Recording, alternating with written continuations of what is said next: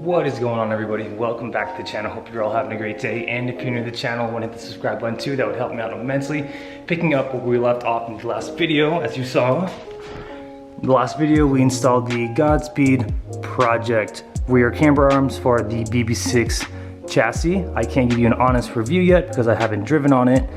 But as you saw in the last video, installation was a breeze. Everything fit how it should, and overall the arm was of pretty good quality. Again, my BC Racing coilovers with the BR Low kit and the custom spring rates and custom valving are currently being built and have a lead time of 5 to 8 weeks. So that sucks, but that's okay because we are going to be refreshing up the front suspension. Yesterday I received my new lower control arms, front, and new front upper A arms. I got these off of 1A Auto. New bushings, come with a new ball joint already installed and pre-greased. I think what they do is just buy old OEM products, press out the bushings, press in new ones, and then paint over them.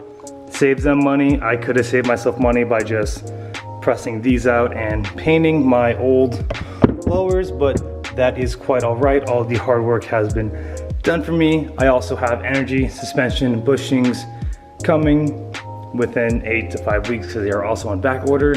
So today we are just going to be installing the new upper A arms, the lowers, and then I'm just going to go ahead and install the MPC Motorsports billet aluminum drop forks for the Prelude with the hundreds hardware. Should just fit in just like so. I actually already put in one of the new arms. Pretty easy, just a 14mm bolt inside the chassis on the left and right side. Long bolts, so just be patient with them. The new arms from 1A Auto, I think their brand is Torque, TRQ, fit like it should. Again, fitment was great, and nothing hits or binds. So installation should be pretty straightforward. What's gonna be a pain in the ass is just removing the lower arm bolts. We got one there. Got to take off the sway bar. Got to take off the torque traction bar.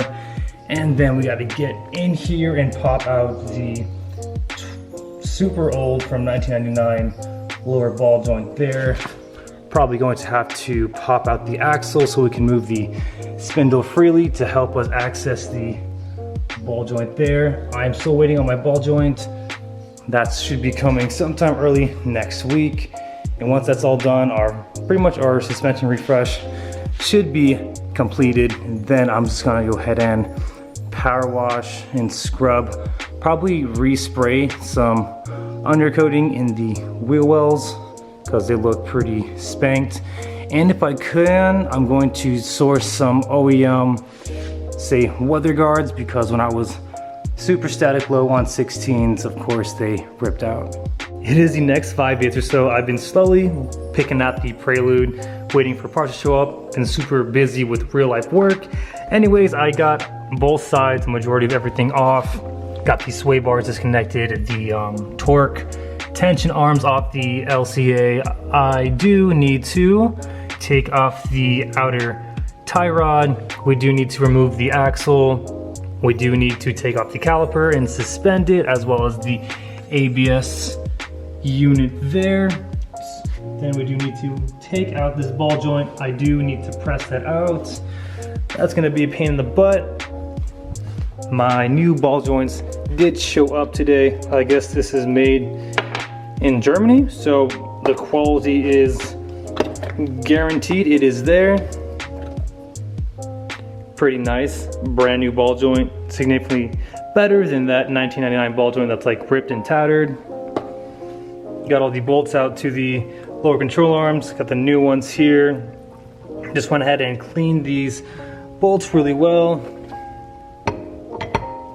Should fit in like so. Again, you saw we have the MPC drop forks ready, which I'm kind of concerned about because On my custom BC coilovers, I went with the extreme low kit, so I don't know how much shorter is the, say, coil body. And with these, it's an automatic 2-inch drop, so I gotta see the max raised on the extreme low kit for the front and see how it's gonna sit with the MPC drop forks and see if I have any clearance. Hopefully I do. The rears we don't have to worry about because I do want the rear dumped. But the front I'm kind of concerned about, but I will know once I get them in. Update, so got the front spindle out as well as the front lower control arm. Disconnected the outer tie rod, again, sway bar, tension arm. Have to remove the axles to have room to press out the existing ball joint. Calipers out. ABS sensor and wire is out.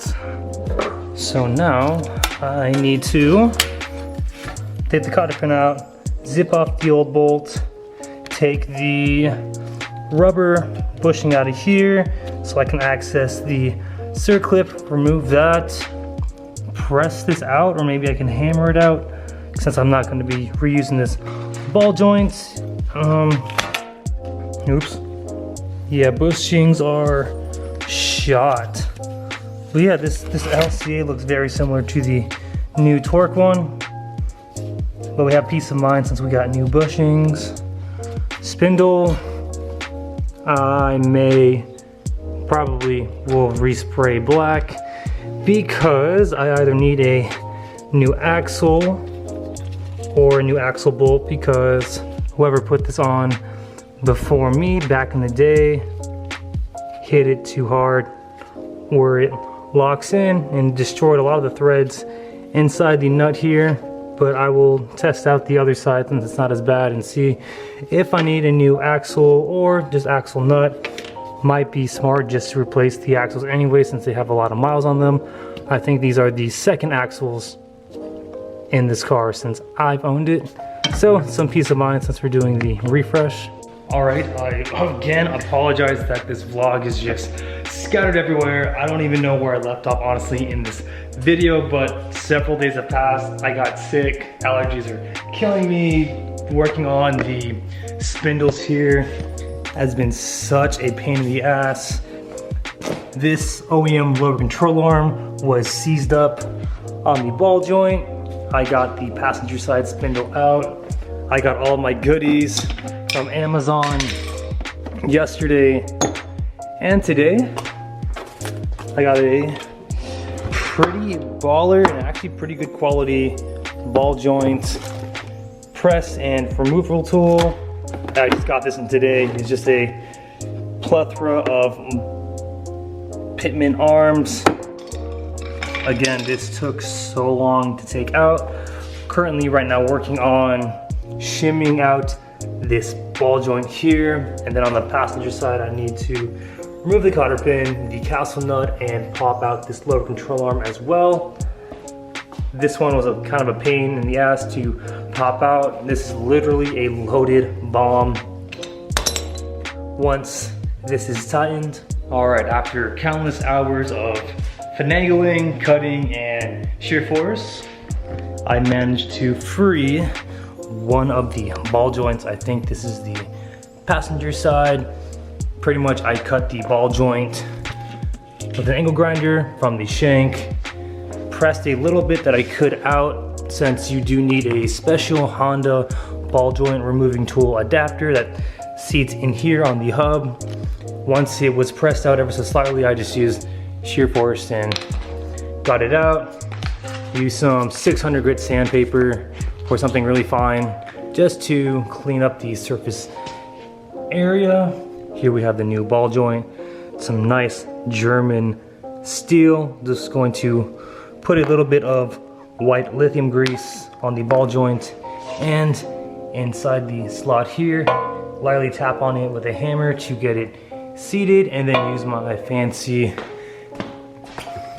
expensive C-clamp tool to press it in, and hopefully I have the same luck on the driver's side. All right, the C-clamp the fittings to accommodate the specific ball joint. We're going to zip this MF in and hopefully be done with it. So pay attention to like right there.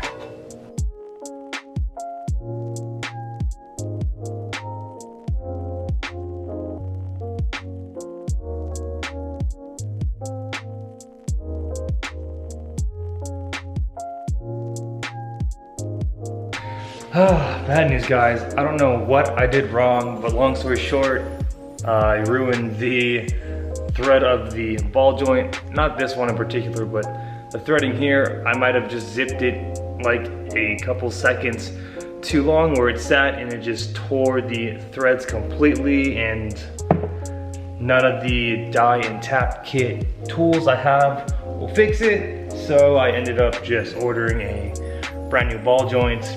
I also thought to myself, since we are refreshing the whole front suspension, I might as well swap out the hub and wheel bearings. So I did order some new hubs and wheel bearings. So when the new ball joints come in, as well as the new wheel bearings and hub, I'm just going to take them to a local shop of mine and just have them press everything in, so I have peace of mind that it is done right, because I don't want to mess this up again. Not really on a time crunch, because we still got like 3 or 4 more weeks before the BC Racing coilovers come in.